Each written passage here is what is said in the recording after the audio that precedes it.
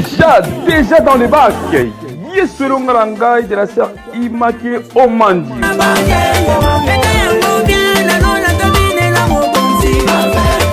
Daniel Nalibulu ya bakosi kolongisaki Meshaki shatrake apendeko Naina kende bewa bieko Yonde liloba na bomo Iba na bomo ima ina bomo Inzela pe bomo ikolo Seyo bobo Iso natina Ngana benga kayo Nzambe ilunga Ya bitumba nanga Mimi najua ya kwamba wanipenda Mwokozi Yesu ya kweli unanipenda Elombe mobali hoya kweya gate Ndikutumbisha nzambi wa bamoyo Ndikutumbisha nzambi wa bamoyo Wewe udi Disoka jani Wewe udi Bukole wanyi Bitumba oye mona naka na oye mona naka te Kasi opesa kangai kaka elonga Yango na lobioza elonga nanga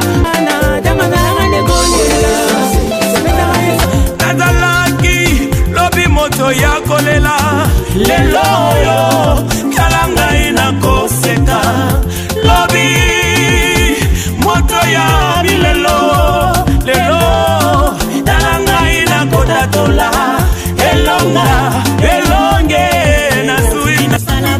Seni naba oyo mosusu Mami benga kapa nzambe ya bala Lokola yo mosusu azalite Masia seyo Alléluia Kemona Yahweh L'album de la sœur Immaculée Omandi.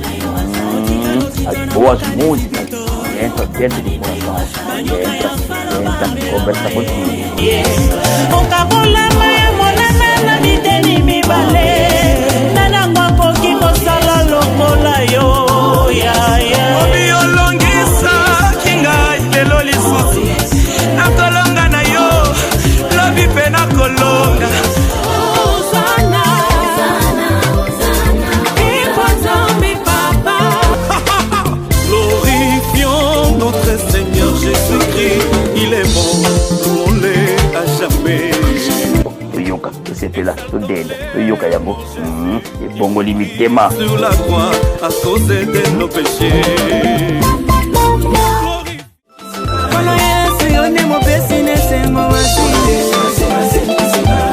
Maman Immaculée Omandi. Lokola nzamba sekisi yo zwali ndanda tobetela ye lokola Miriam. Yokanga ikuna na Spotify, YouTube, iTunes, Deezer, Amazon. Vraiment, c'est l'œuvre de Dieu.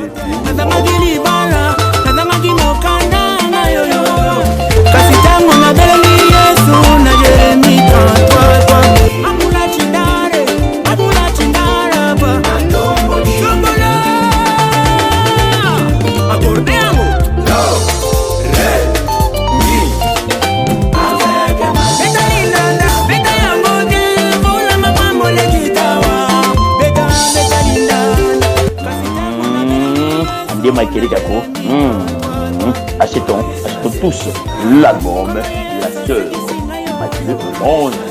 Toutes les plateformes de chargement pour retrouver l'album Il y a La Sœur Immaculée Omandi. Et sur les lourds à la baille. Nazo pambola na nzambe pona mukolo kitoko apesi biso ya ko mona na boye pe ko solola naza vraiment na esengo vraiment c'est un grand bonheur pour nanga, un grand plaisir, une très grande joie ya ko sala témoignage oyo pour na maman ou bien sœur Nabiso Immaculée Omandi oyo a uti ko bimisa album na ye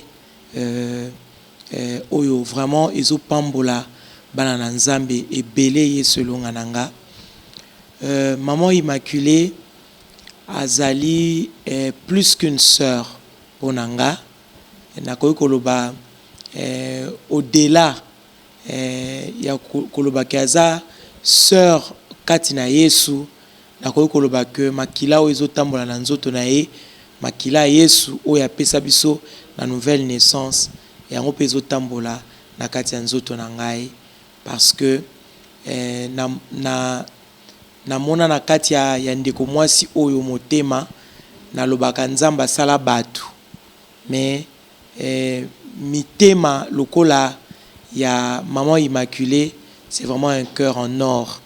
Pourquoi na koy koloba lolenge oyo parce que cette sœur azala kito azapo nanga un soutien oyo nazomona nde na koy ko expliquer yango te ezana bato oyo nzamba tiaka na banzela ya bato oyo babengaka ba ami ya destinée aoya ta mosusu komemela mbongo te eza mbongo te akoya ta mosusu komemela yo lipa te eza lipa te kwanga te mais eloko moko nzamba tie na kati na ye bolingo moko nzamba tie na kati na ye po amemela yo eloko wana ekoki ko changer nyonso tala tina nalobaki na ebandeli que naza na esengo ya kosala témoignage pona maman immaculée par rapport ya musala oyo auti kosala to aza kosala ya album na ye oyo nga vraiment personnellement na zela tango molai. Sœur Immaculée c'est vraiment plus qu'une sœur pona ngai. En réalité na koyi koloba que na bimi ene ya maman Immaculée parce que na sali musala ali album oyo ya album oyo et bonani na miso abatu. Mais s'il faut kozala vrai maman Immaculée akoyi kozala aza ene nanga na musala musique oyo parce que abandi koyemba tango ngana na bandi koyemba te na ba yakunda bakunda sisters nde bango babandi musala batamboli mokili vraiment na bamboka ebele na nzela ya musique oyo wana kutunga nanu na bandi ata lisolo ya kosala carrière te mais eloko ezala vraiment ya kokamwa étonnant na maman Immaculée aboya kosala album parce que seulement azali chantre to aza aimé non mais aboya kosala album jusqu'à ce que ayo kanzambe ko convaincre ye asala album yango wana peut-être eko bimisanga lokola ene na ye parce que na misaela qui déjà ba album avant elle mais vraiment en réalité c'est une sœur qui a commencé musala o ya musique walanga kutunaza ata na likanisi ya kosala musique ti donc aza vraiment yaya aza yaya na musala o mais comme à côté siko vraiment na kati ya carrière proprement dite na nzela ya ba album na koyi ko manquer te liloba ya ko pesa ye ayebi ba lutte na biso ayebi ba combat ayebi nini o musique ezali ayebi carrière musicale ezanini parce que yemoko plusieurs fois tozo ba temps ya ko solo là elle s'y connaît mais loko moko na koyi koyebisa ezaka que oyo ayamba lokola ba fruit de l'esprit na kati na ye a négligé ngote parce que ekoede na carrière. Certes, elle a beaucoup de dons, certes, elle a beaucoup de talent, mais a négligé ba fruit de l'esprit te parce que tango succès koya, tango koye bana makasi koya, tango makambo minene koya ayeba que ba fruit de l'esprit oya zana yango nde eko protéger ye, yango nde eko sécuriser ye, yango nde eko soutenir ye voire même parce que yango nde eko talisa que azala qui vraiment d'abord chrétienne avant que aya même na kati ya musala oyo ya musique parce que vie artistique eza une vie exposée ce que toko koloba ngonde ngwana eza na ba makambo ebele ba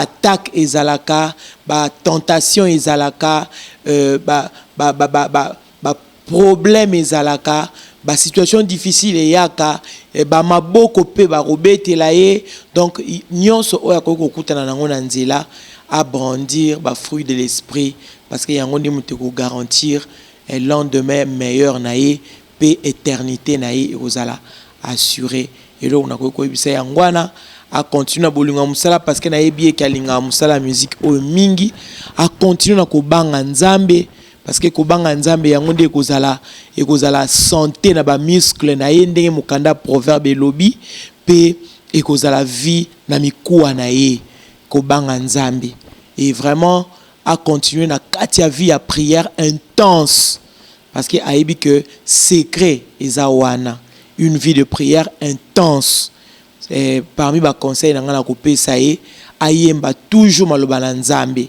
à se baser toujours na parole de Dieu yambo ya kosala nyonso ya koyemba ya kobina ya kota nyonso ya kosala azala vraiment conduite na maloba na nzambe et le Saint-Esprit a causé toujours wana pour nous guider. Le 3 octobre eza concert au Ezo Salema ya kobimisa album wana batu nyonso ba mona yango en support physique mais album wana déjà ba obasi ba goûter yango na ba réseaux sociaux ba koki ko sala témoignage que c'est vraiment un album qui bénit et qui va bénir les peuples de Dieu.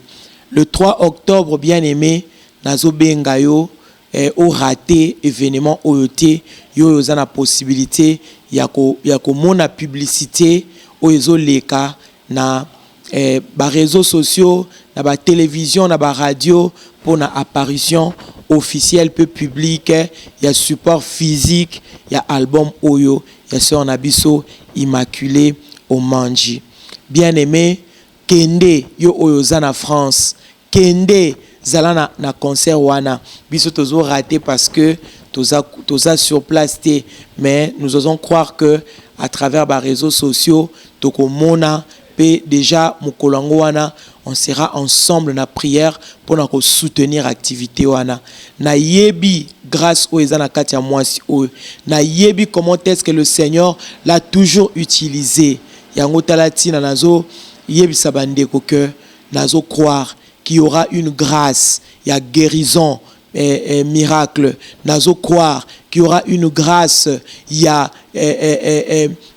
percée surnaturelle. Nazo croire mukoloana et kozalana grâce bien aimée, ba grâce ebele ko couler pe ba tubele ba ko yamba Yesu mukoloana. Alors même de konayo o monaka que vie na ye besoin idéal pe primordial eza Jésus. Même na concert akende ko tala sortie officielle sombela bandeko ba CD sombela bandeko ba support physique bien aimé parce que oyebité na ko somba CD moko ko pambola mutu oza ko gagner âme vraiment yango nde prière nanga to bosenga na ngai epai ya nzambe pe epai ya mutu nyonso oyo azolandanga siko na tombeli maman Immaculée beaucoup de courage beaucoup de force tous ensemble na prière toko soutenir activité wana na kati ya losamo na biso et na yebi que nzambe akosala ya mingi pour que atmosphère ekozala wana ezala kaka atmosphère ya vie mutono so akokota na problème na ye abibana solution pour la gloire de Dieu kolo apambola bino na kombo na Yesu Kristo. Ah d'accord bozaba ndeko atolo na se nzambe apambola bino apambola sœur Nabiso Anne Kalambai apambola ndeko Nabiso pe Francis yo yozana sima caméra nzambe apambola ba nyonso bazo travailler de près ou de loin pour natina na kokende liboso ya chaîne oyo tolo na se. Que Dieu vous bénisse abondamment. Merci Nabino Pende bozo soutenir maman Immaculée Omanji.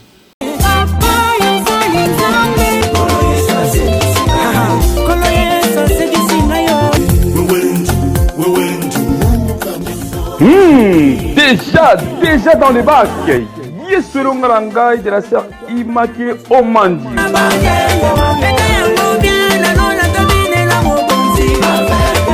Daniel na libulu ya bakosi kolongisa kie Meshake shatrake abednego Ngaina kende bewa bieko yonde liloba na bomo ibana bomo imaina bomo inzela pe bomo ikolo seyo bobo Izana tina ngana bengakayo Nzambe ilunga yabitumba nanga Mimi najua ya kwamba wanipenda Mwokozi Yesu ya kwe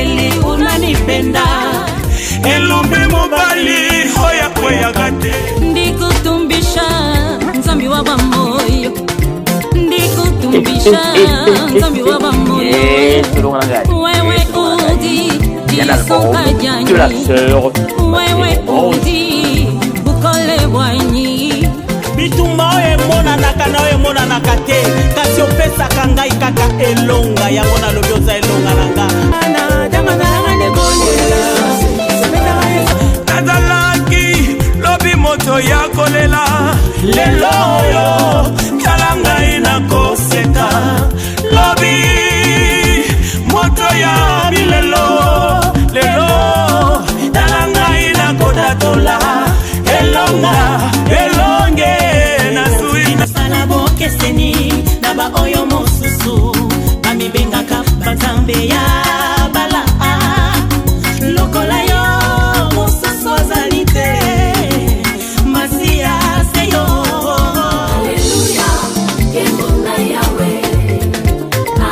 l'album de la sœur Immaculée au Monde. Boas músicas, entra dentro do coração, entra, conversa contigo. okabolama ya monana na biteni mibale nanango akoki kosala lokola yo obi olongisaki ngai lelo lisusu nakolonga na yo lobi mpe nakolonga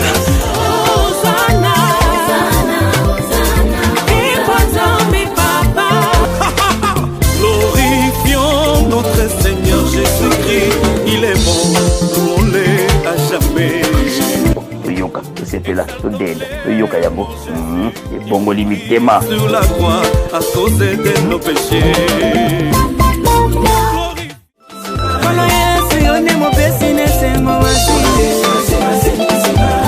Maman Immaculée Omanji, lokola nzambe asekisi yo ozwa linanda kobetela ye lokola Miriam. Yokanga Ikuna na Spotify, YouTube, iTunes, Deezer, Amazon. Vraiment, c'est l'œuvre de Dieu.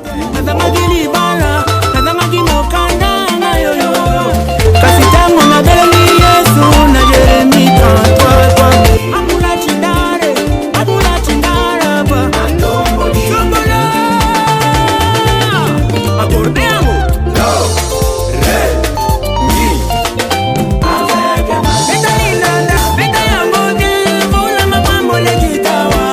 Beta linanda. Immaculée Gako. Achetons tous l'album La Sœur Immaculée au Monde. Toutes les plateformes de chargement pour retrouver l'album La Sœur Immaculée au Monde.